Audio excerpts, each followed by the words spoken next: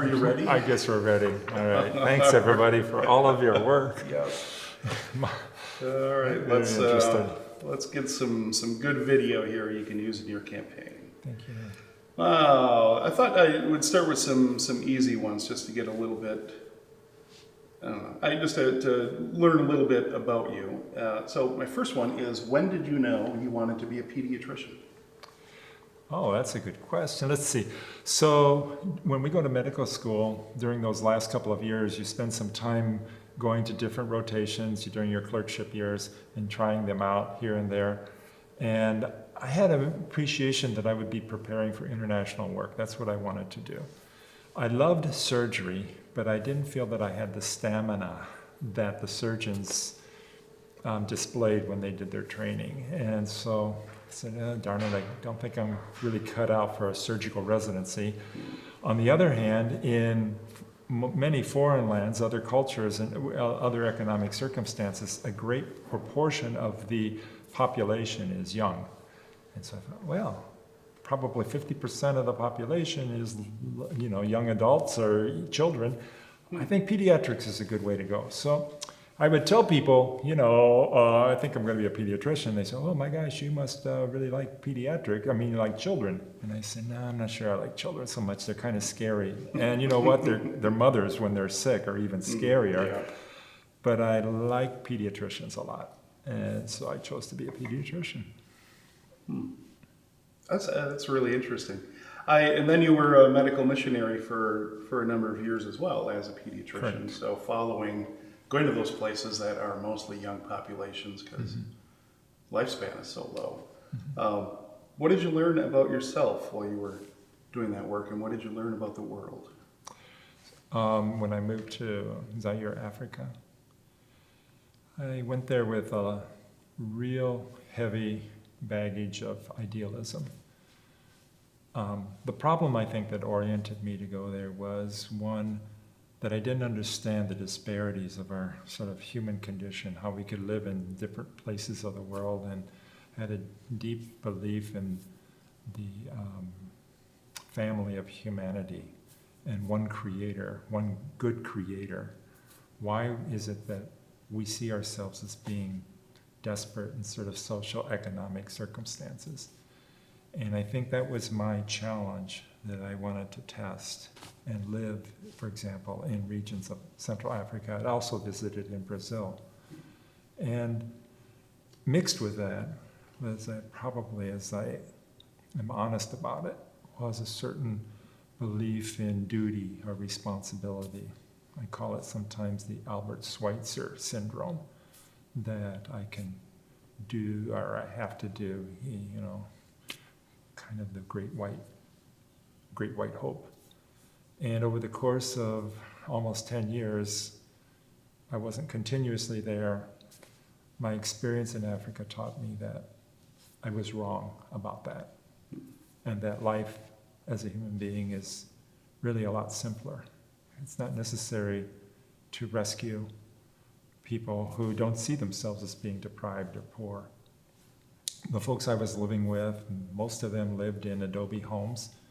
And some of them had, actually at that time, still grass coverings on the top. Sometimes they had corrugated steel. It was, according to American standards, quite economically low.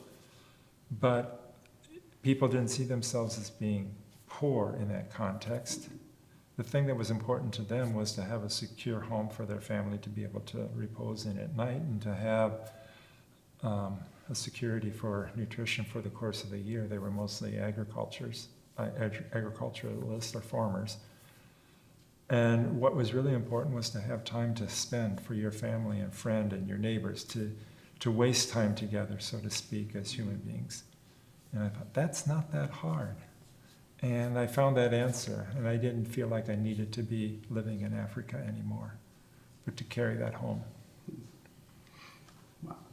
So you say that you carried that home, then how did that inform how you practiced medicine here in the States, or even your own family life? Or the next thing that happened was I didn't stay with the Franciscans. My life in the Franciscans, I loved it. I loved the fraternity. I love the freedom, so to speak, of not having a lot of possessions to have to take care of and worry about, measure. But it was combined with a lot of that idealism and high standards of appreciation of sort of moral standards. And I said, I need to let that go. I need to realize that I can just be ordinary. So that's what I carried with me into what you just asked about, the practice of medicine. To be ordinary. I don't have to be the great, famous doctor. I just need to do a good job for the people that I'm in the midst of at any time.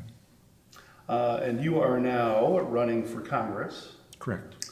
Running against Ron Kind. So I got a few questions related to that. First one is, campaigns are basically job interviews. Lots of people to choose from. This is a job I could even write in myself and hire myself if I wanted, although a lot of other people would have to write me in. So why should we hire you? I like the way you're framing the campaign as an interview. Oftentimes I'm afraid it doesn't get perceived that way or even promoted that way by some interests in the political arena, where it becomes sort of an us against them. My team has to win. We use whatever means we have available to us to trick people, kind of a social engineering or hyper marketing. And my belief is that the campaign should be an opportunity for the electorate, you and me and all of us, when we decide who is, in our representative form of democracy, going to be hired to represent me and my community in that level of decision making for making sort of our standards of living together, our public policy. And so we want to meet that person, and we want to understand, can they hear me? Can I feel confident that that person who wishes to be a candidate is the one I want to hire for the job as a member of the electorate? So I love that frame of what to do. And I'm not an experienced campaigner, but I just have that desire to meet with people and to talk about what's important to you, what's important to all of us, what are our values, who are we as a people. I think we really have to start there. Who are we as a people? What are our roots? What are our traditions? What are our values? And in that appreciation, we take those values into the legislative process and we try to codify them into policy that matches. All right. So why specifically you? Because you're running against Kind in the primary. Oh, sure. So what distinguishes you from the person who already has the job? Right. In a sense. Yeah. So Congressman Kind is a very experienced politician, and he's very, in my appreciation, very well adapted to the system as it is in Washington, D.C. And as I was just describing, the power struggles that I see going on in particularly our federal and sometimes our state levels as well, is one of trying to gain control of that legislative process. And so we have this crazy system of choosing our representatives, our campaign payment system that permits, that actually increases the likelihood that people with a lot of resources and power can have a very strong influence in that electoral process. And I see Mr. Kind as being very well adapted to that whole system. And he's able to acquire a lot of resources for his campaigning. And you hear about people who are serving in that role who regret. They say, I regret. I just have to spend all of my time dialing for dollars, so to speak. And I say, well, that's a shame, because we should be creating good legislation and not just dialing for dollars to get reelected the next time. So I would like to offer an alternative to that image and say, I don't want to spend, and I don't intend to spend any of my time uselessly looking for resources for campaigning. I think campaign financing should be a public fund. It should be, because it's a public service to get the word out about candidates, and that should come from the taxpayers' funds to pay for a limited but substantial or adequate campaigning exercise. In any case, I think that some of the really important issues that we need to be addressed today don't get addressed in that context, because we're really not trying to solve those problems as a primary concern. We're trying to just get reelected. And because we're in that sort of frame, we can't take the risks to, I have to tackle this problem. It may not be the most easy one to deal with, and it might cause me not to get reelected. I'll only get one term, but at least I have to do that job.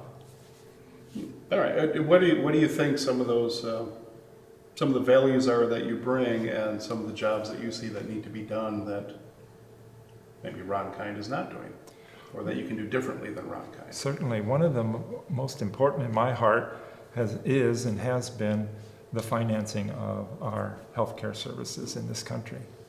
We have a multitude of stockholder-owned private entities that sell us private health insurance, and it gets sold by all kinds of avenues, association with employers, and there's a whole historical reason that we've gotten to this point. But with that form of financing structure for our healthcare services, it's very wasteful and it's not at all equitable. So we have a healthcare payment system that doesn't get the resources for payment of our services for all of our people in our communities. And it's also very wasteful because it has a huge overhead of administrative costs. I believe in my heart that ultimately we need a single-payer system. And of course that single-payer system, like one checkbook, would have one funding source. It's going to have a publicly funded source, taxpayer-based source. And it will be managed and overseen by a democratic process instead of being overseen by stockholders in private boardrooms. We need to get it into the public arena so that we can manage our healthcare as a communal public good rather than as a private exercise that allows people to make profits off of our disadvantage when me or my children get sick. Now that's all background because part of the reason I ended up doing this electoral campaign is because I spent a lot of time, over a year, advocating for the issue of single-payer healthcare. And at every one of my encounters with people, I would suggest we need to let our representative know. We need to call the office. We need to let them know that we really do want a Medicare for all type of single-payer healthcare system so that they can be animated and feel supported in moving in that direction. And I could not get Mr. Kind to ever give me the impression that he was interested in that. He would always return to the notion, well, we have to save Obamacare. We have to save the, program under President Obama, the Affordable Care Act. And it's inadequate because the main inadequacy of that program, although it was striving to expand coverage to more and more people, it still did not cover everyone. And at the same time, it still supports and allows the ongoing profiteering that I was just describing that has no control that it could have if it was a single-payer system. But Mr. Kind, when I look at where he finds his sources of campaign funds, a big chunk of his campaign funds come from insurance entities that would prefer not to lose this profit-making opportunity that's so crucial to all of us as human beings to care for each other when we're sick. And so it makes sense that he's reluctant to do what I believe needs to be done. And so at a certain point you say, it's time to push a little bit further. It's very good to have issues campaigning. And I've seen a lot of great people just pushing issues and trying to educate their neighbors. But I also see many times that as hard as they work, they end up being frustrated by leadership in that legislative or executive process of our governance that ignore their concerns. And so they work so hard, and then their legislators are the executive presidential, president, or in our state, the state government, they change the goalposts so that we have to work harder in a different direction now. And so the only solution to that is, well, you have to go into electoral politics then and advocate for a change in direction. All right, and you will strive to make some change. Definitely. Yeah. You know, it's not pie in the sky. There is some really good legislation in the Congress. In the House of Representatives, there's H.R. 1384 that was introduced by Pramila Jayapal, a representative from Seattle, Washington State. And it's a great piece of legislation. And there's 116 or 120 co-signers. My representative is not one of those co-signers. But we need to get more on board to move this legislation. It's not like we have to start from zero. Excuse me. Just kind of off on a bit of a tangent here, but I think a good one. You're talking about that the good legislation that is in Congress that's been presented. I think we got what 300 some bills that Mitch McConnell Blocks, yeah. doesn't want to bring up. And I was talking to a friend yesterday. What would you ask someone running for Congress? And her question was, what would you strive to do in Congress to end some of this divisiveness that leads to things like just not even letting legislation come to a vote, or, you know, because it does seem to be a lot of divide in Congress. I find in my own character and in my own sort of self, my deep self, soul, I guess you could say, a difficulty with us against them approach to almost most things. That one side has to win, that binary choice makes our democratic governance and makes most of life very difficult to follow. When I was contemplating making this choice to enter into electoral politics, I reached out to a politician in La Crosse who is very active in the Republican Party. And I proposed to him, well, let's have breakfast together. And he immediately recognized that I would not be running in his party, for example. And so I thought, well, maybe that'd be a showstopper. He doesn't want to meet with somebody who's going to run in the Democratic Party. And but it wasn't. He said, you know, let's have breakfast, because when it comes down to what's essential, we all want what's best for our community. We want a good place to live. We want a nice community. And I said, you know, that is the crucial factor. And when we are so busy trying to counteract one another as an us against them, I win, you lose, we never get to that point. We're never solving that point. I like to say sometime that there really is no middle ground. And you would say, well, you're not ready to compromise? I say, no, I just want to get out of the us against them frame altogether. It's not an issue of compromising and making up, you know, sort of like tolerating one side or the other. And these us against them battles are never really won. They're just moved.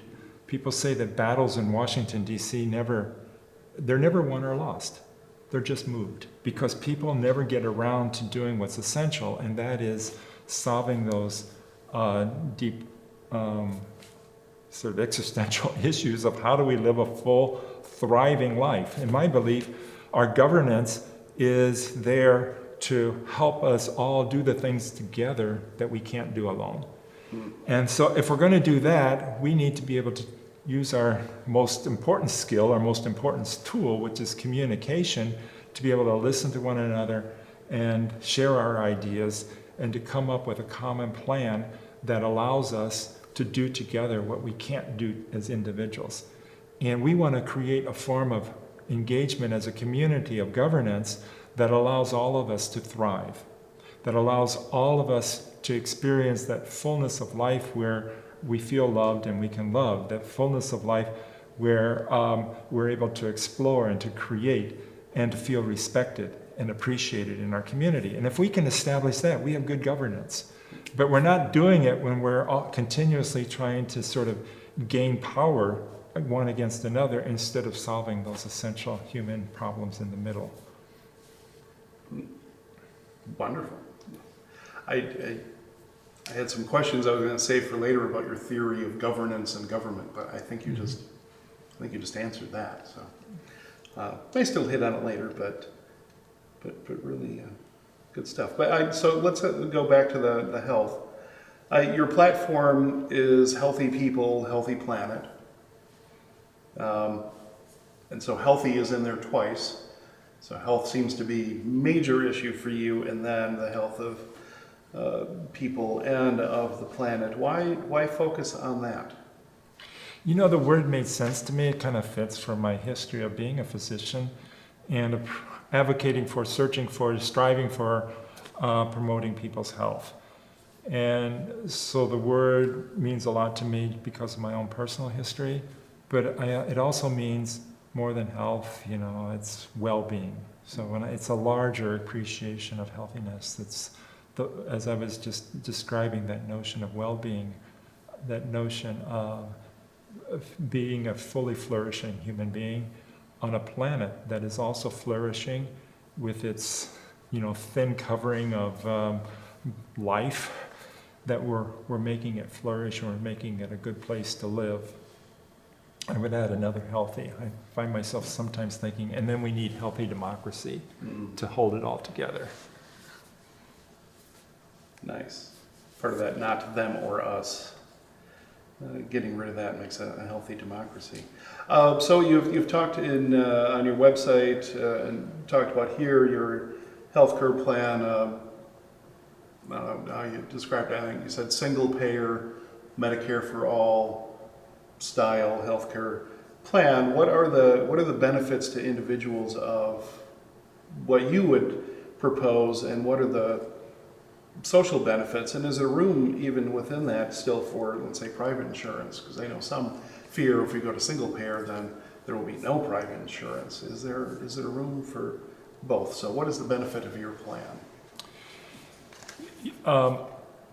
In order for us to experience health, the fullness of human life, we need to be in a healthy community. So health, or the experience of health, or being healthy, cannot be done alone. It's done in communities that have, for example, well-managed determinants, social determinants of health. And no one gets sick alone. Whenever anyone falls ill, there's a family that's affected, a whole network of associations that are affected, your coworkers are affected. Certainly we can feel this during our COVID pandemic. In a family, a child becomes ill, the family's life stops. So with those two notions that we can only remain healthy as a healthy community, and we never are sick alone, we can recognize that the healthcare services that we want to make available for ourselves are really very public. They're not just individual. They're not commodities. What we want as a community, someone stated to me, is we want quality healthcare services when we perceive their need without a hassle. So getting to your question about how does this work for us as an individual, with our current system, it's very individualized. If you can pay for it, we'll sell you the goods. If you can't pay for it, sorry, it's too bad. We've commoditized this service. And so we need to move completely away from that frame of thinking about what we're buying and selling. Under the current frame, as long as you have resources or you can get some kind of insurance plan to give you resources, then you feel a certain amount of security that you're going to have what you need. But it's short range because it's that individualized approach.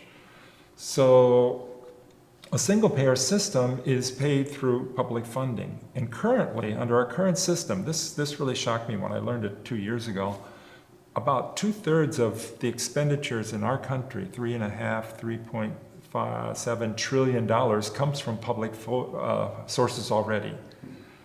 That would be federal funds, state funds, local funds, the VA system. All of these together are publicly financed, coming out of tax bases already. We've already, 2/3 of our current expenditures are by tax base. What we have is this little piece in the middle that is privately financed that we all experience. It's so threatening to us because it has exorbitant copays, or it has deductibles, or has all kinds of caps on it that we keep trying to push back all the time.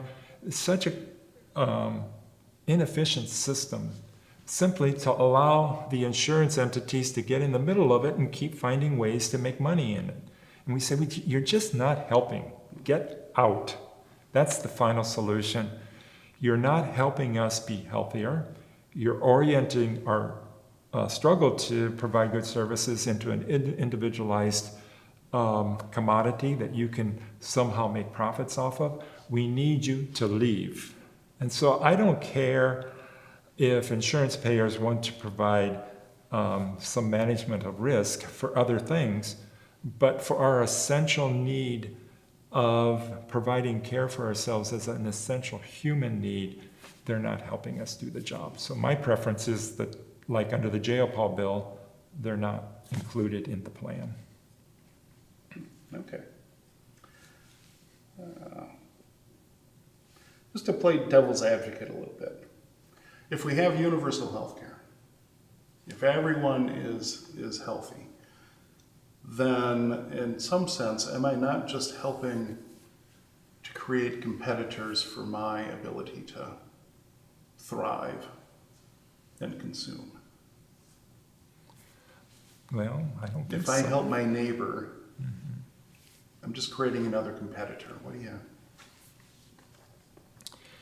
So that my notion of thriving does not entail competition to thrive. It entails appreciation for one another's needs so that we can do it together.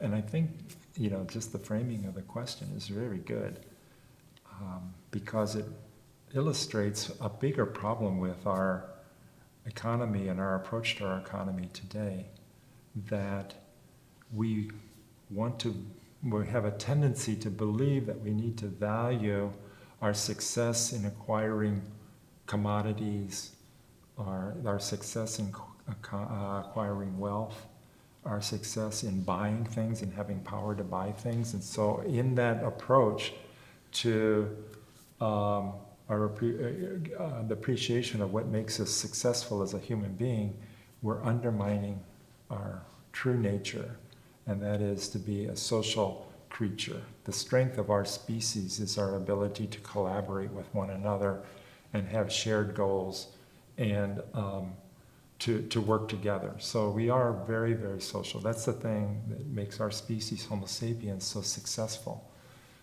But when we put ourselves in this continuously competitive role, we're undermining our most important strength and selling ourselves short. So I really don't see how my neighbor being healthy in any way undermines my chance of thriving. All right, nice. Since you're running, you're doing a primary against Ron Kine, so in a sense you need to sway, say, some of his fans. And you're also in a district that Ron has won 12 times, so pretty solidly Democrat, but there's a lot of non-Democrats in the district as well.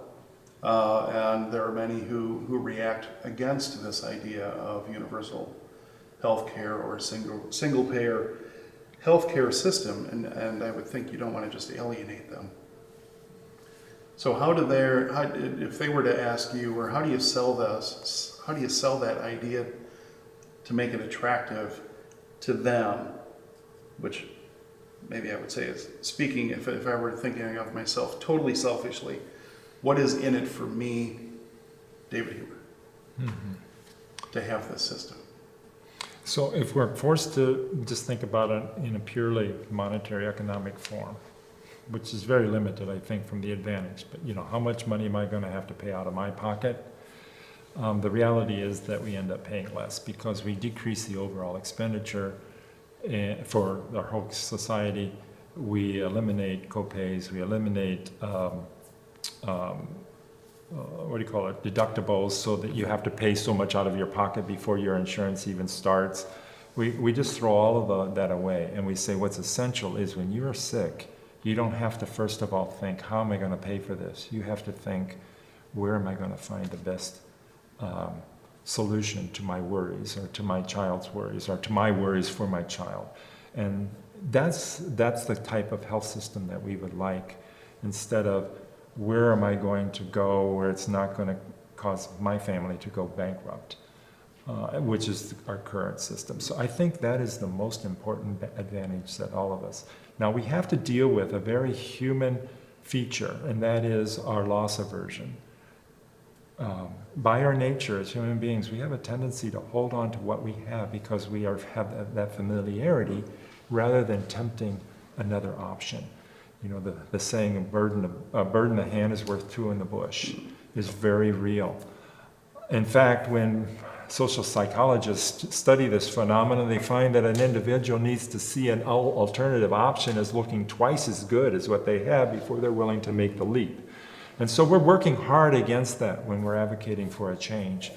And we also have a lot of marketing pressure that makes it difficult for us as individuals to appreciate the options, because there are a lot of people, as I alluded to, making money that don't want the system to change. Their opportunities, they don't want to lose them.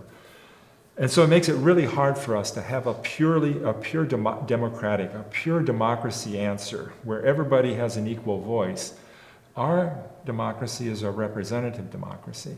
We hire people to solve this problem. Our job as individuals in the community is to indicate to those hired individuals what we need. And I was alluding to that. We need quality health care when it's necessary without a hassle. So I've done my job. I want you, as my representative, to get me that. That's what I want.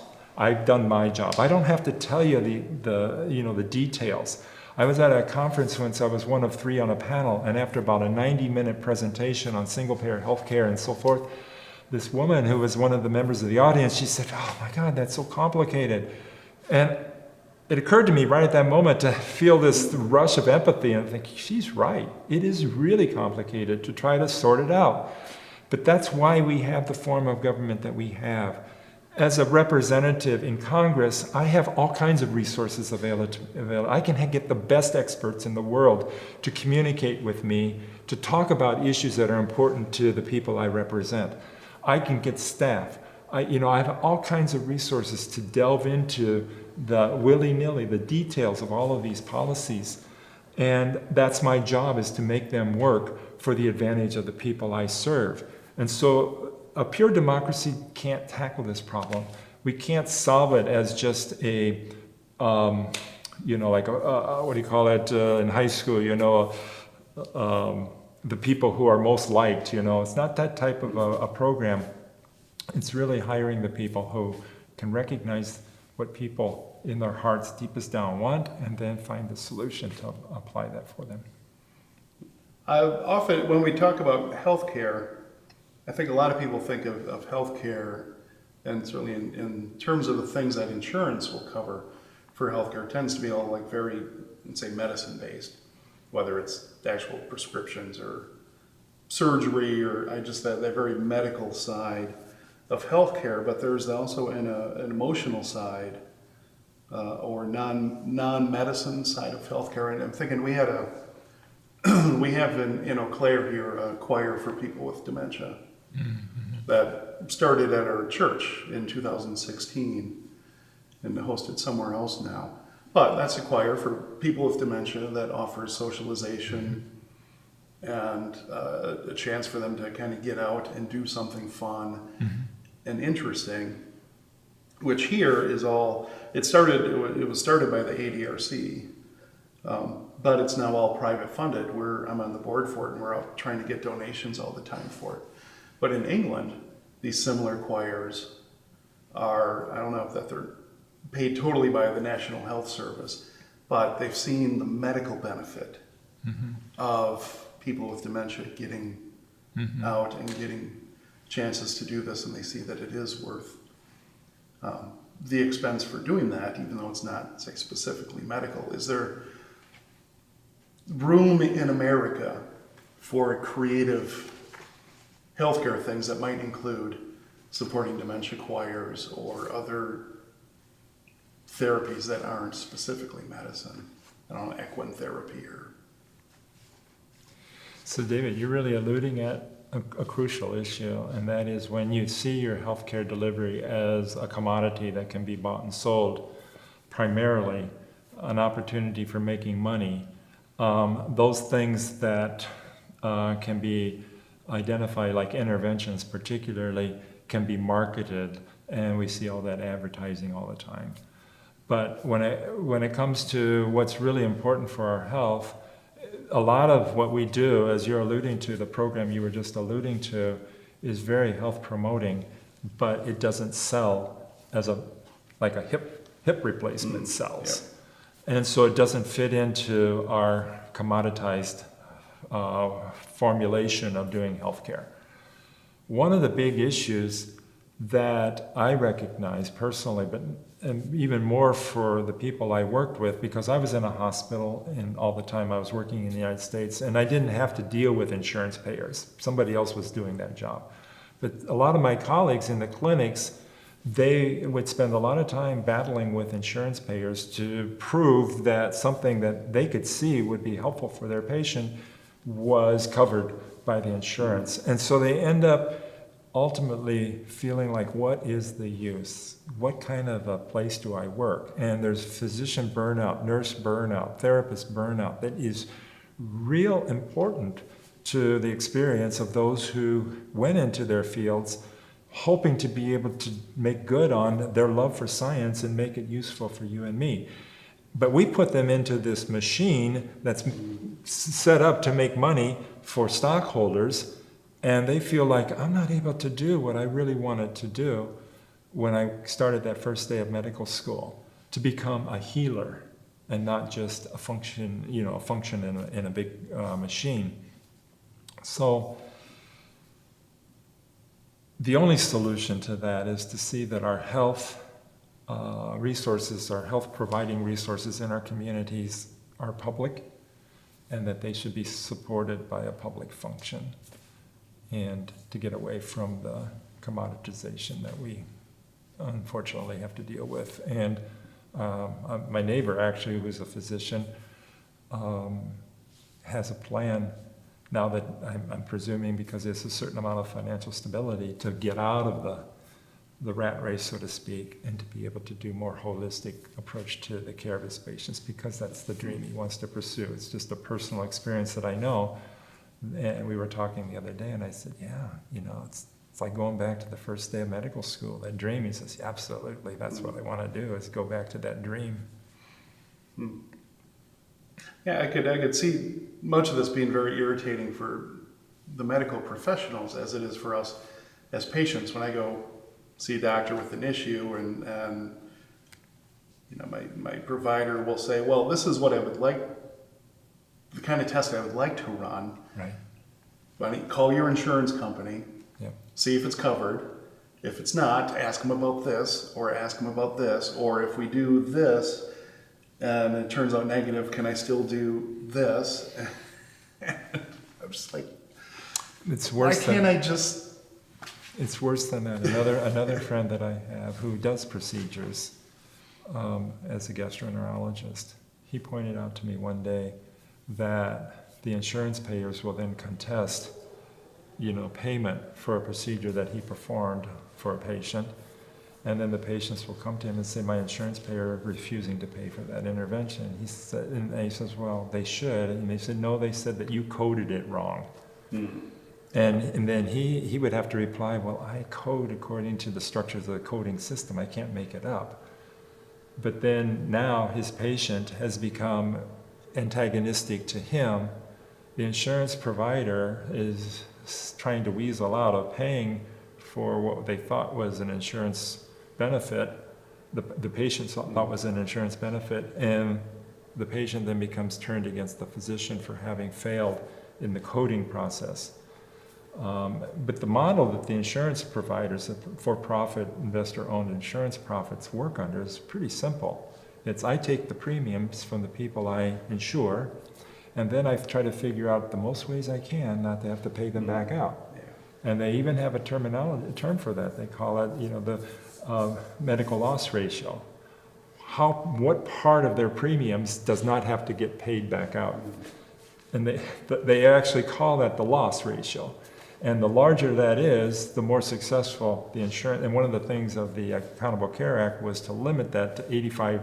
To only you have to put at least 85% back into your benefits.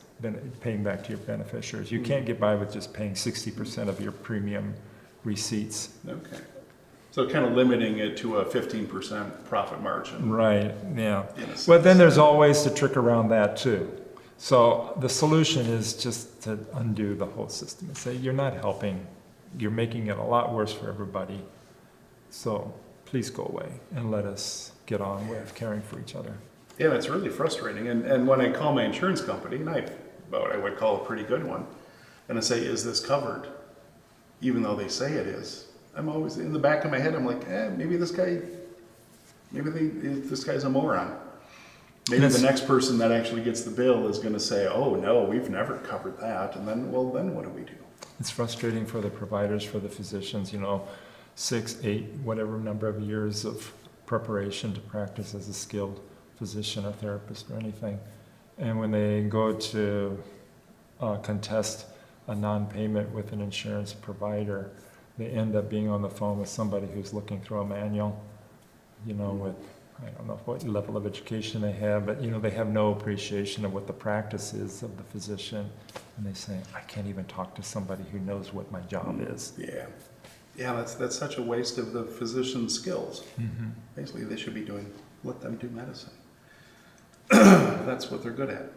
I've been thinking, since you did practice in medicine for a long time and as a pediatrician, what moments were there for you that were either very frustrating or very heartbreaking when a family had to decide to maybe forego treatment because they couldn't afford it?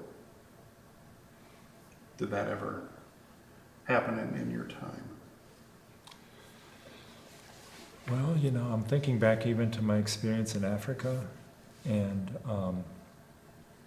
our economic resources were way different than in the United States, and the resources we had for delivering healthcare were much, much more limited from a certain perspective. And somebody said, well, how do you practice medicine in a place where you don't have an MRI machine or a CT scanner or some other highfalutin form of technology? And my answer was, it's the same thing. No matter where you're at, you're using whatever resources you have available to you to try to find the best way to care for the patient in the circumstances that you find yourself. And so it was always, it's always a struggle. The resources are always going to be limited. And it's not a black or white, when somebody, when you find that it's my facility where I'm practicing doesn't have the necessary technological services, I have to transfer my patient. And in pediatrics, a lot of times these limits were not necessarily economic because we have a tendency through sort of in Wisconsin through Medicaid to be able to find an avenue to pay for things that a lot of other people wouldn't have, once they're no longer in childhood. And so we could oftentimes manage to find a solution economically, but I'm not sure that was just part of the deal of trying to be a physician, is to find the avenue where the most important resources to my child, my child patient's care is one that we make available to us. But when it comes to, the failings as a pediatrician for service to a family, I think my most regrettable or painful occurrences is when I would sense that we're losing trust. Mm-hmm. That for whatever reason, our ability to communicate is breaking down. Possibly because of my personal limits and personality. It wasn't clicking with another family, or just the physical, being too tired to offer, or a multitude of reasons. And I would tell medical students that I was busy training that the pearl of what we do is that trust, that relationship of trust. And when you go into a relationship with your patients, what we need to do always is just to preserve that and protect that as the most important thing. And if we lose it, then you can understand how somebody would come back and say, you failed me. You really did cause me a lot of hurt because I, as a patient, went to you as my healer. I disclosed to you things about me that I wouldn't tell anyone else. and I've lost that trust with you. And so the notion of tort law and lawsuits against physicians, for example, a lot of times it's because somewhere along the line we let go of that pearl, the essential character of that healing relationship and that relationship between a physician and another human being who feels a need to speak to somebody who could be their healer. Then how does your healthcare plan help patient-provider trust? It allows the physician then to be able to focus on the patient and not on how we're going to pay for this. Yeah, it's immediate. It's immediate. You know? It sounds actually pretty simple in some ways. All right. So another big part of, we did the healthy people. Healthy planet is the other side of your platform. And I was thinking you were a Franciscan, so you're into theology. The wonderful theologian Pogo said, "I have seen the enemy, and it is us," talking about the environment. How does your plan make us not the enemy in relation to the health of the planet? When I think about the federal responsibility to the challenge that we have with climate change today, I have a multitude of things to think about.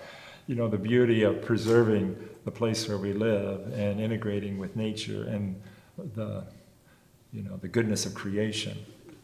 That all being said, if you're a legislator in our federal government, the question is, what does our federal government have to do in that context? And I believe that what we need to do as a nation is to engage very assertively, even sometimes aggressively, with other nations, 195 other nations in this world, because our climate change or climate crisis is something that affects us all and all species on the planet. And so we have a challenge that has to be met by a unified response, and the United States, being as strong as it is as an economic power, needs to engage with all other human beings, specifically the states, but we need to be leading and participating in moving forward to make changes for the sake of those who will follow us for centuries to come. So what are the changes that you think need to be made? Definitely need to get off of fossil fuel. An easy sort of first step is we need a carbon tax, so to put economic incentives to help companies to utilizers of fossil fuels to say, it's economically disadvantageous to me to continue doing that, to go to a green source of energy. That's essential. But to create the international structures to deal with mitigating the effects that are inevitable at this point. So even if we could stop carbon polluting today, there are going to be, for decades and centuries to come, ongoing changes to our environment that are not going to reverse, are not going to just go away. Obvious one is sea level rise. So how many people along the shorelines are going to be displaced? Another one is temperature perturbations in regions of the world that are going to become uninhabitable, like the middle of the Sahara, for example.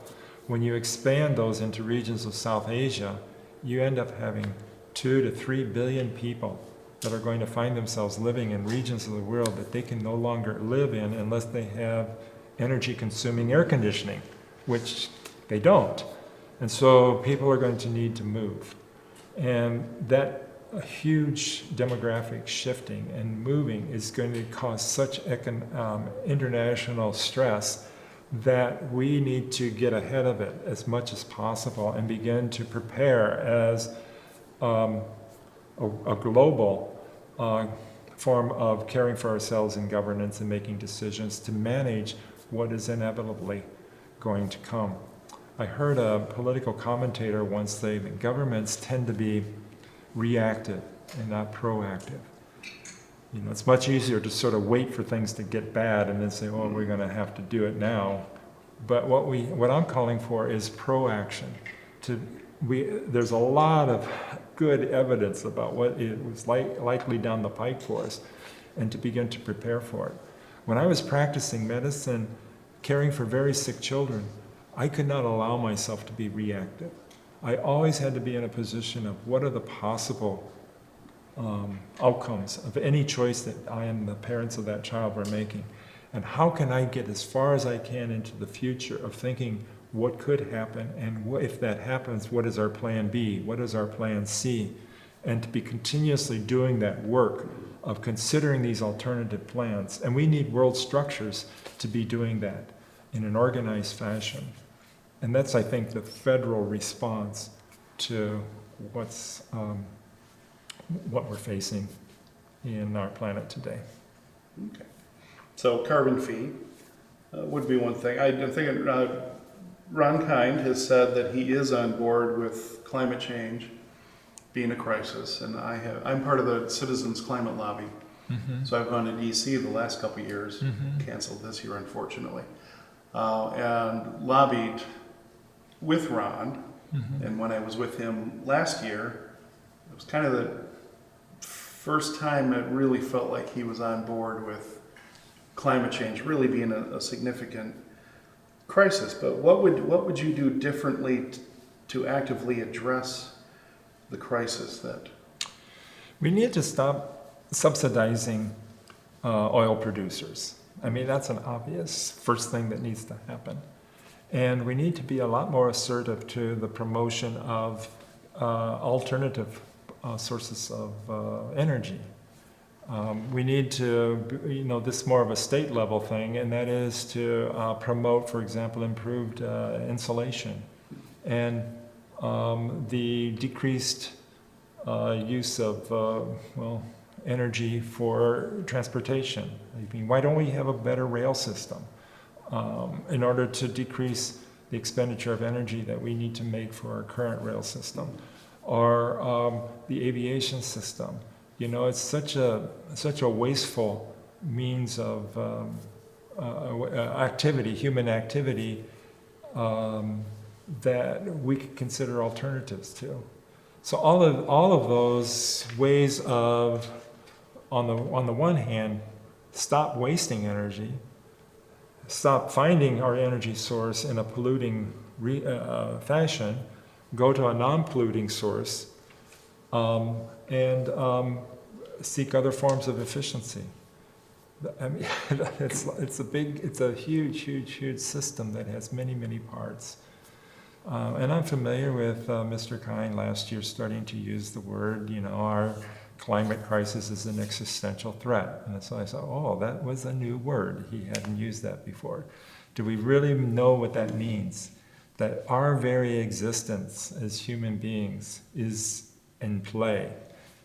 Certainly our conception of how we can live our lives is in play. We cannot be continued. It's not an open-ended go and do whatever we want. But we are in a closed system, and we have to be able to make our home within that closed system.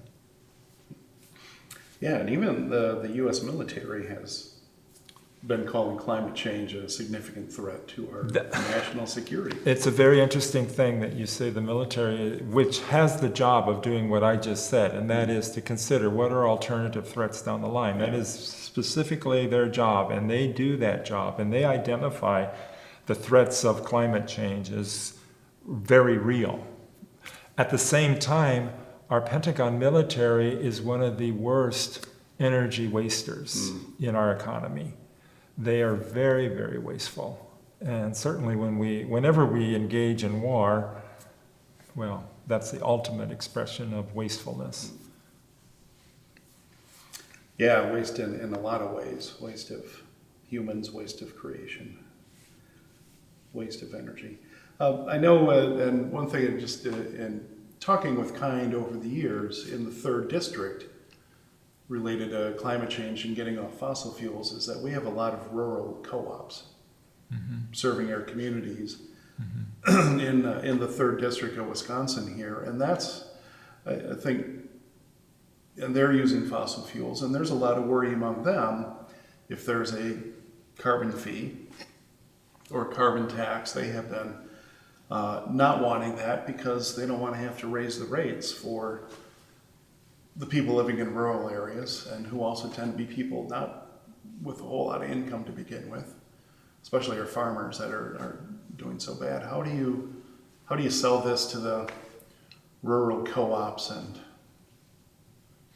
the co-ops are doing their best to resist the ever-spreading influence of mega agriculture corporation, get bigger or get out attitudes, and that attitude of get bigger or get out creates systems that are very tight, so that they have very little flexibility, and they end up with vertical integration from to the chicken to the retailer. It's all the system. All of the looseness is taken out of the system in order to maximize profits and the goal to have the lowest price.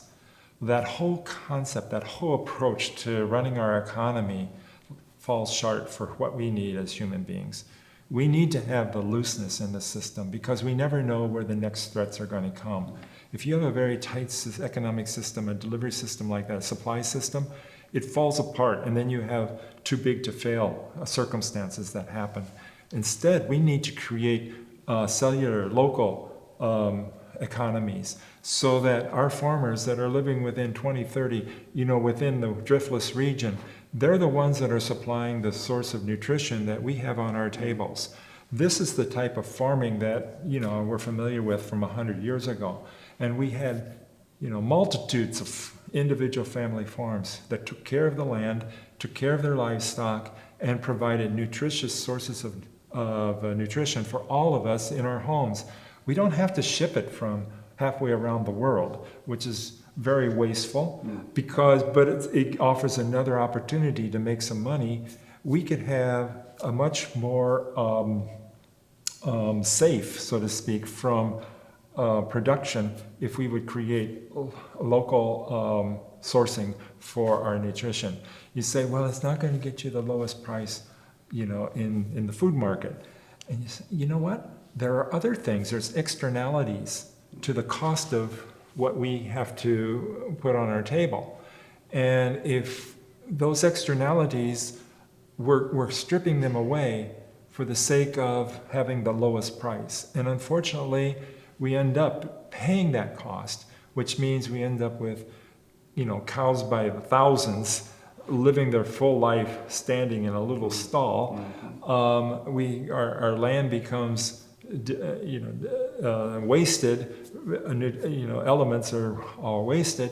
We lose the community of people living in rural areas because it's just become one vast desert of production. And is this the place we want to live?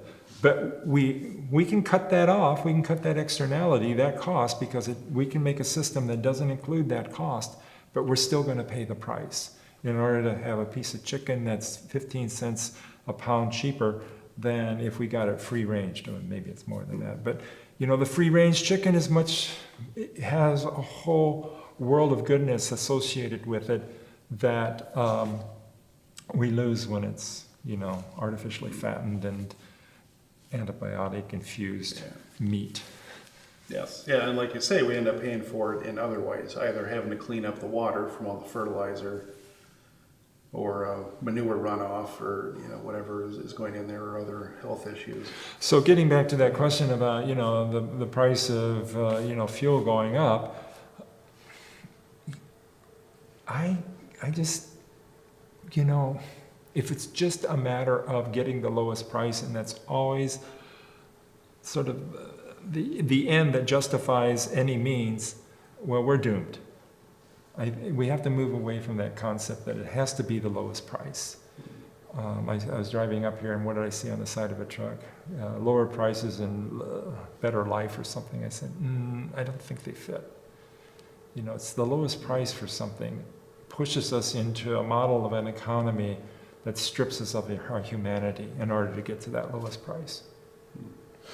And we've seen some of this in this pandemic that we're in, with some of the big meat processors being shut down because the workers are all sick, or whatever. And I'm thinking, like Woodman's rationing meat, shortages of meat, or Festival or other stores in town, but our Just Local Food Co-op, which is sourcing from all local people, no problem. They've had no problem. And that's shortage. that's a perfect example of what I was trying to explain. It gets a little bit theoretical, but when you have a vertical supply chain that is so tightly controlled that every little slack in the system has been weeded away in order to have it from the hoof to the table, completely tightly run, you get a stress come from the outside like a pandemic. It shuts down a packing house, and the whole thing falls apart. 50 years ago, we had hundreds of packing houses. Now I think we have 2 or 3 big companies that run 80%, and they do it in these big, factory operations, and they just broke. When you had unfortunately not broke enough, because people are still being expected to go into unsafe circumstances to work and prepare meat for you and me to eat, which makes me feel like I don't want to. It's like my story earlier about monkey meat. It's like I've lost my appetite, thinking where it came from. Yeah. And I think, somebody had to threaten their lives to prepare this food. Yeah, what's the morality of eating meat processed by people not getting paid a living wage, working in dangerous conditions, having to carve up 60 chickens a minute, cutting themselves up with knives because they're forced to go so fast, and or to have a meat shortage because some processor in Nebraska shut down. Yeah. Whereas Just Local is like, we got all our stuff coming from 20 miles away. Right, so and if it's all these little a modular supply system, you get a stress and it can take it, because it's got slack to be able to adapt. It's not so hardwired that it can't change and adapt to the new stresses coming in. Yeah. There's it's interesting the way the health and the climate, and especially for Wisconsin, the farming, of course, totally environment based. It's just so important. So quick question. I did not hear about this thing until this morning, but are you part of the Wisconsin Health Professionals for Climate Action? No. Okay. I'm not familiar with that. All right. Yeah, I have nothing clever to ask about it. Okay. Because it's about 15 minutes before you came in that I heard about it, but I thought if you're a part of it, there might be some... I get a lot of emails, but I don't remember that one. All right. And are you aware that in Congress there is a Climate Solutions Caucus? Yeah. And would you be willing to join? Sure. Yeah. And that's a bipartisan yes, that's the way it's caucus that structured. you have to come in, Republican and Democrat together. For sure. Right. I was alluding to the fact that our most important skill and the tool that we have that makes us most adaptable is our ability to talk and communicate. So a structure that allows people to come together and do that is part of the job. Excellent. So kind of related to health and climate change, the climate and environment stuff is real important to me, but also just science itself. Before going into the church, I was an engineer, and science is real important to making decisions scientifically. So for you, what is the role of science in governance? And what could be the role of scientists? And we include physicians and people working in medicine under the scientist rubric. And what is the government's role in science? How do the scientific endeavor is a communal work. Scientists can't do science by themselves. Most important scientific work is supported by public funding. And so governance being the way that we organize ourselves to collaborate as a human society, as human community has a very direct participation in that scientific work to support further research, and to do that through our academic centers. NIH, for example, is another one. And we do that currently, but as far as I'm concerned, expanding that endeavor is nothing but useful for us as human beings to be more capable of understanding the world we live in and using the skills that we have by our functioning central nervous system to make good decisions. We're also emotional, very, very emotional creatures. And a teacher of mine in high school, when I was trying to explain to him a good decision, follow the rational approach to make a solution. And he said, what is this rationality you're talking about? People make decisions based upon their emotions. And then when they get in trouble, they use their rationing ability to try to get themselves out of it. And so I would say that is true in our political endeavors, that we spend a lot of energy living in our emotional world and trying to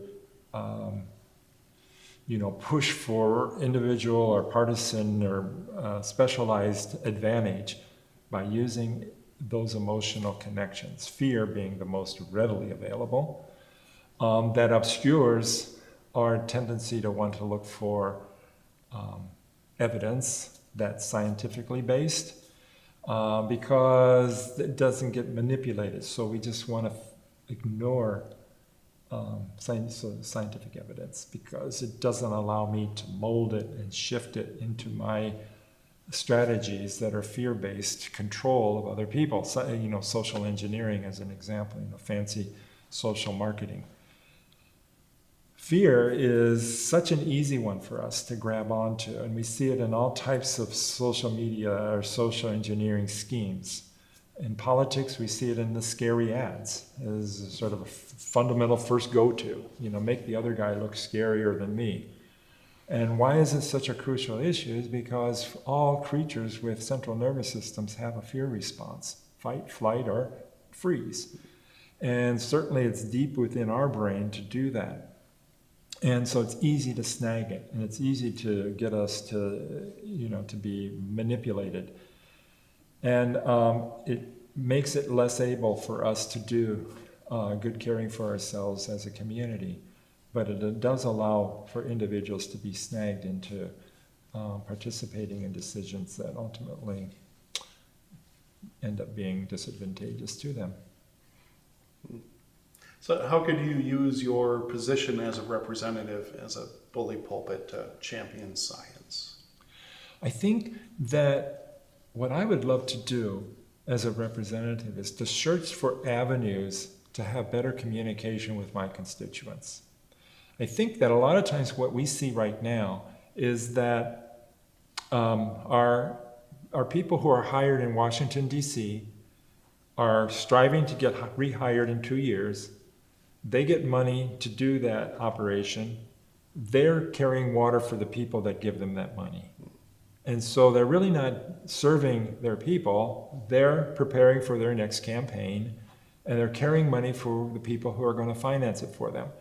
And we, in our local lives, end up hearing from our representatives as a way of managing our expectations, to sort of like influence what we can hope for or not hope for, and that's just not realistic. So to make us feel okay, but at the same time to really not care or to listen, other than to get a little bit more edge on how I can manipulate the expectations of my constituents, because the real problem is, how am I going to solve the problems for the people that are paying for my campaign? Mm-hmm. If I was a representative, I would like to primarily find avenues to change that model and to become a much better capable person of appreciating the perspective of those who have sent me to represent them. And to use means of communication to do that, to receive information, rather than to impose upon them a viewpoint that needs to be imposed upon them because that's what Washington, D.C. needs.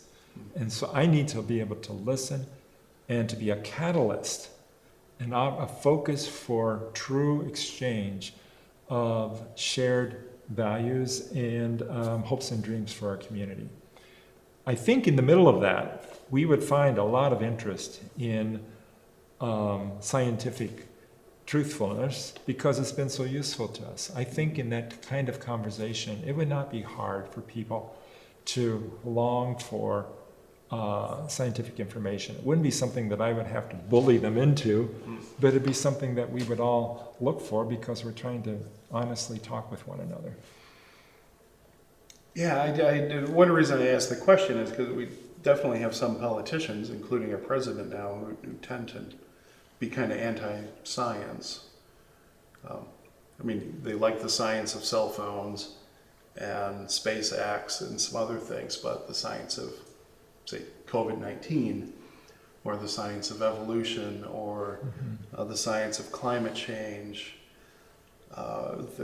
they dismiss that very easily. And I would like to see more representatives more vocal about the importance of science and of I hate to use the word trust, because it's not about even trusting it so much, just recognizing that it's useful. The way things are. It's useful. and that it's useful. Yes, that's a good. Well, it's the only thing I could use. You know, when I'm caring for a sick person, and particularly a child, I've seen this happen where the issue was, how do I try to persuade the parents of that child that everything's okay? Because then they'll like me, because I'm a good physician. I've consoled them into believing that everything is okay. And they're hoping that it's going to be. Whereas, you know, me, when I was serving in that role, I would be frightened, and I couldn't falsely display and everything's going to be okay unless I could only offer the alternative avenues that I could hope for with a scientific basis. And so, do we just want to manipulate our perceptions? If we want to do that, well, then we can live in a make-believe world, and it might work out for us, and people will be happy because you predicted it. But a lot of times it's not going to, and we could have done better if we had prepared for the alternative reality that we didn't want to look at. So a willingness to go with the truth, Take the even risk. if it's hard. Take the risk. Yeah. Take the risk. Yeah, I've found people, I think, appreciate truthfulness. If it's going to be really difficult to get through something like COVID-19, just say this is going to be difficult and it's going to suck. Yeah. And that's okay. Yeah, we'll get through it. Chancellor Merkel did that. Who did? Chancellor Merkel. Oh, yes, yeah. Yeah, and speaking of truth then, what's the role of our public philosophers and theologians in governance? Oh, in governance. We need thinkers. You know, I think that people who have, philosophy and theology, I've heard sometimes folks, Reverend, I'm not sure I want to misstate it, but I've heard ministers think of themselves like, I'm a wordsmith. And I think not so much just being able to put words together well, but to be able to use words to communicate and search in our souls. Yeah, and to create a narrative. Create a narrative. Just to find the narrative that fits together for us to be able to, as a small community or a large community, to make sense out of our reality. And so it's a continuous, ongoing process. It's an iterative process. You know, suffering is an experience that challenges us all, and we're continuously looking for how do we find meaning in these experiences that are painful for us. And that work is the work of, I think, theologians, ministers, philosophers, to help us as human beings to find those displays or those comings togethers of this is meaningful to me. And so it's real important work to bring to the public arena, to bring to the marketplace of political discourse. it helps us. You know, the little I know about our former President Obama seemed to have an attraction to find people who were skilled thinkers to help him, I presume, try to make sense out of the realities that he was living in as president of our country. Yeah. And then what role would, let's say the scientists, philosophers, and theologians, or any people who think, what role could they have in your life as a representative? Friend? Friendship? Yeah. No, I think so.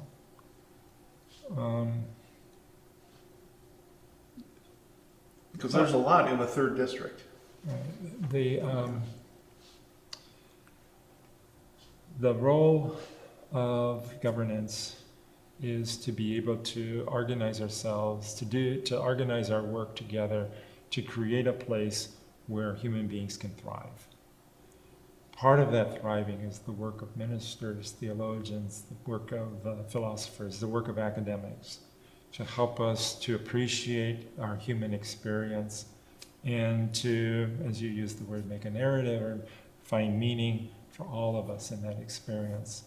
And so we want that opportunity to be freely available in the context of our life together and not crushed or controlled, because once we start living in an authoritarian regime that wants to control thought and control our life together and make us believe something that maybe is not true simply because it improves their power base, once we're into that form of communal control, it's no longer healthful governance, it becomes oppression. We are in the midst, right now, not only of a pandemic, but this the Black Lives Matter movement that it's been around for a while. I don't know, going back to St. Louis, when was that, 6 years ago? Ferguson. Yeah.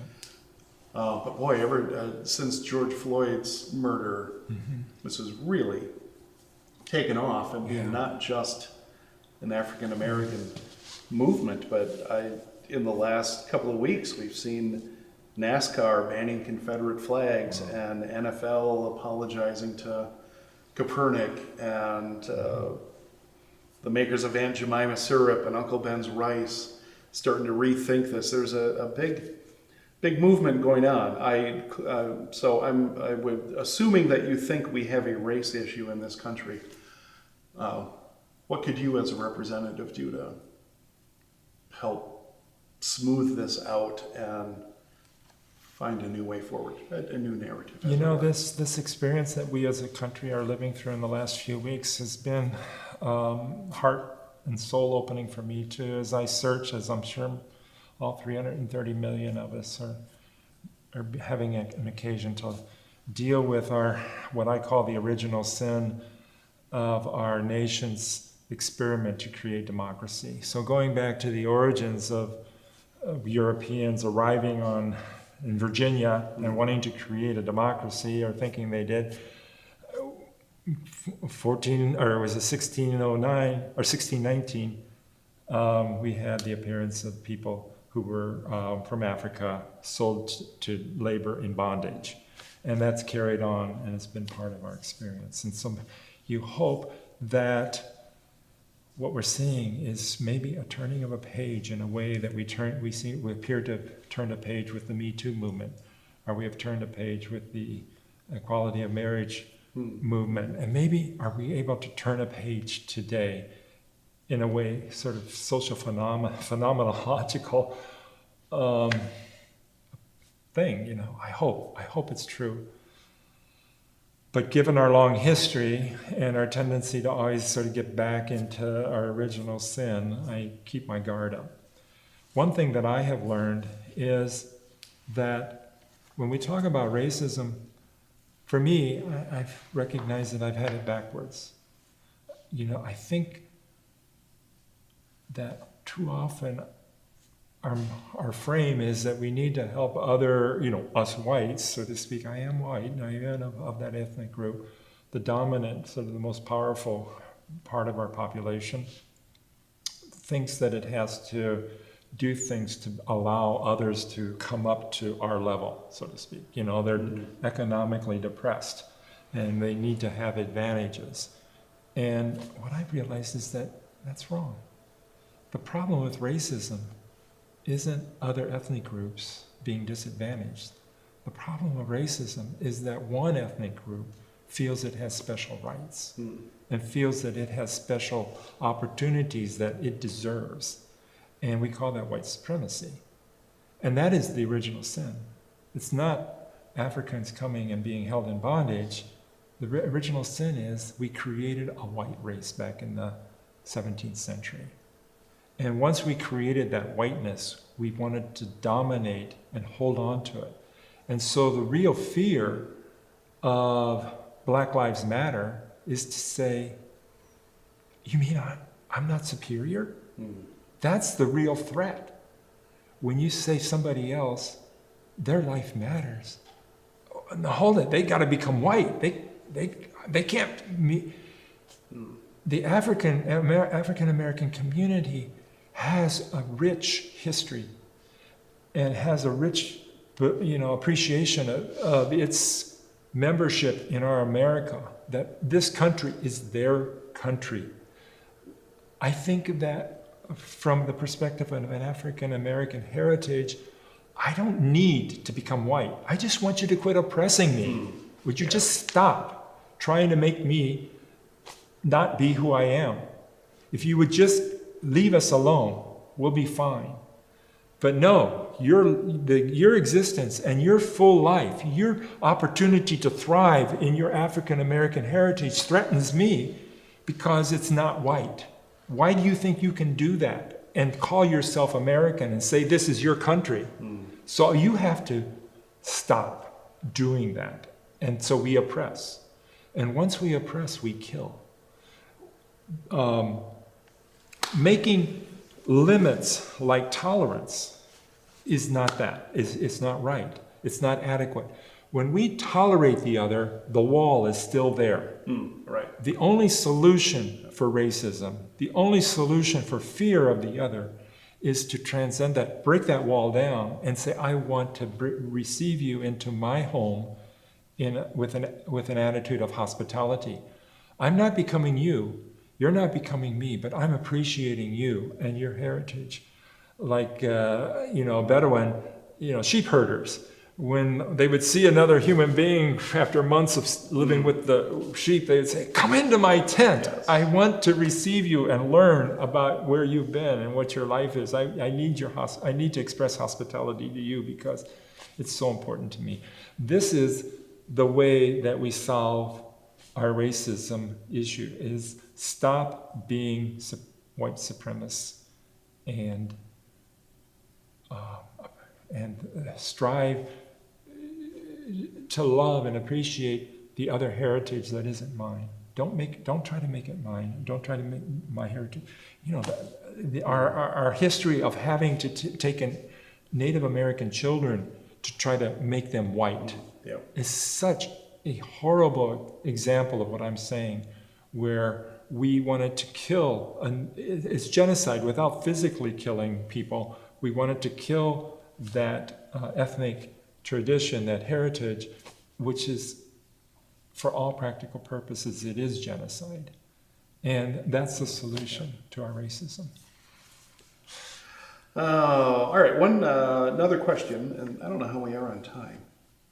No, we're at 12:30 already. Holy cow. Probably should finish up soon, yeah? All right. But one question I do want to ask, it's funny, I asked a couple of friends what questions would they have for someone running for Congress, and one of my friends who hadn't looked at your website at all, before he asked this, he asked the question, government of the people, by the people, and for the people. Has it vanished? Do we need to bring it back? How? And after he asked it, then I told him, that's all over on your website, that phrase. Yeah. Government of the people, by the people, for the people. So we're engaged in now a 250-year history of trying to create democracy. we have faltered over and over and discovered our feelings over and over again in this quest. Democracy is not something that we ever get our hands on. It is an ideal that we pursue. It is a quest for us as a tradition, as an American tradition. We like to call ourselves, the oldest democratic government. But we have one place to walk, all of us today, and our desire is to do the work to carry this tradition forward and to make it better for the next generation from those that we received it from. A big moment of strife, of course, was the Civil War, when we had to renegotiate by war what we were unable to deal with effectively in the creation of our original plan for governance in the Constitution. Even the Declaration of Independence, we can't talk about slavery or enforced human bondage. So we had a war, and we fought it. And we had a president who did his darndest. He wasn't an abolitionist, the guy wasn't, but he did want to hold on to the Union and keep it alive. And he felt like the people who were rebelling were not legitimate. So the war had to be executed. But it was huge. Thousands and hundreds of thousands, 700,000 people died in the course of those years. And so this man who is the president has to try to make sense out of that. And you can see how little by little he was making, progressing in his thinking. And eventually he had to lay the blame on our history for enforcing bondage. His original idea was, let's just not spread it. Lincoln Douglas debates, we'll just try to hold it. And as bad as it is, we'll just keep it contained. But now that they were fighting the war, he called it the source of the evil that we had to deal with. And then hoping that we could, once we've executed the war, we could go forward. And so that was what was in his Gettysburg Address, was these people have given their full measure for the sake of carrying that democracy forward. They fought here because we have not been able to solve this issue, and they gave the full measure. So it's now up to us to pick up that struggle and to carry it forward, so that this nation that was an experiment to begin with, a governance of the people, by the people, and for the people, will not perish. And so that's deep within my fiber of what it's about to try to do this today. Nice. Is there anything that you wish I had asked? I've run out of questions. If not, I think we can. If you're satisfied, Yeah, I mean, you're the boss man. Thanks, David. I appreciate your time. I've got some harder questions.